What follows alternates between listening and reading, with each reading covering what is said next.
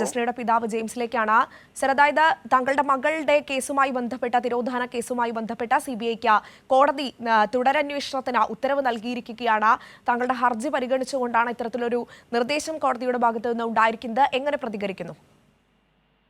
വളരെ സന്തോഷമുള്ള ഒരു കാര്യമാണ്. നമ്മൾ ഇത്രയും കാലം അന്വേഷിച്ചിട്ട് യാതൊരു സൂചനയും കിട്ടാത്ത സാഹചര്യത്തിൽ നമ്മൾ ഒരു തുടരന്വേഷണം വേണമെന്നും പറഞ്ഞ് CBI അന്വേഷണം അവസാനിപ്പിച്ച സാഹചര്യത്തിൽ തുടരന്വേഷണം വേണമെന്നും പറഞ്ഞ് ഞാൻ CJM കോടതിയിൽ ഹർജി പെറ്റീഷൻ കൊടുത്തിരുന്നു. അത് കോടതി ശരിക്കും അത് പഠിച്ചിട്ടും തന്നെയാണ് ഇപ്പോൾ തുടരന്വേഷണത്തിന് ഉത്തരവിട്ടിരിക്കുന്നത്. എൻ്റെ കിട്ടിയിരുന്ന ചില സൂചനകളും ഇവരുടെ സമാന്തരമായി ചില അന്വേഷണം ഞാനും നടത്തിക്കൊണ്ടിരിക്കുകയായിരുന്നു. അപ്പൊ അത് വെച്ച് ചില സൂചനകൾ ഞാൻ കോടതിയിൽ സമർപ്പിച്ചു. അത് പഠിച്ചതിന് ശേഷമാണ് കോടതി തുടരന്വേഷണത്തിന് ഉത്തരവിട്ടിരിക്കുന്നത്. ഈ തുടരന്വേഷണം വരുമ്പോൾ സ്വാഭാവികമായും വലിയ പ്രതീക്ഷയുണ്ടാകുന്നത് തന്നെയാണ്.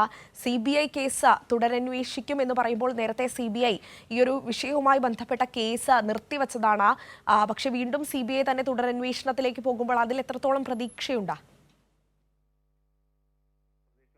ഞാനും അവരോടൊപ്പം സഹകരിച്ച എല്ലാ കാര്യങ്ങൾക്കും അവരുമായിട്ട് എല്ലാ ദിവസവും എന്ന് പറഞ്ഞാൽ വിളിച്ച് സംസാരിക്കുകയും കാര്യങ്ങൾ ചെയ്യുകയും അവർ പറയുന്ന കാര്യങ്ങൾ ഞാൻ സ്വീകരിക്കുകയും ചെയ്ത് എത്രയും പെട്ടെന്ന് ജസ്നയുടെ തിരോധാനത്തിന് മറ നീക്കാൻ വേണ്ടി എല്ലാ സാഹചര്യവും ഉണ്ടാക്കാനുള്ള സാഹചര്യം ഞാൻ ഉണ്ടാക്കി കൊടുക്കും. തീർച്ചയായും അത് തന്നെയാണ് നമ്മളും പ്രതീക്ഷിക്കുന്നത്. എന്തായാലും വളരെയധികം നന്ദി ഈ ഒരു ഘട്ടത്തിൽ പ്രതികരിച്ചതിന്. ജസ്ന കേസിൽ തുടരന്വേഷണത്തിന് CBIക്ക് കോടതിയുടെ നിർദ്ദേശം ഉണ്ടായിരിക്കുകയാണ്. ജസ്നയുടെ പിതാവ് ജെയിംസ് ആണ് ഈ ഒരു ഘട്ടത്തിൽ നമ്മളോട് പ്രതികരിച്ചത്. CBIയുടെ എല്ലാ അന്വേഷണവുമായി ബന്ധപ്പെട്ട എല്ലാ കാര്യങ്ങൾക്കും അദ്ദേഹം സഹകരിക്കുമെന്നാണ് പറഞ്ഞിരിക്കുന്നത്. തിരുവനന്തപുരം CJM കോടതിയാണ് തുടരന്വേഷണത്തിന് വേണ്ടിയുള്ള വിധി പുറപ്പെടുവിച്ചിരിക്കുന്നത്.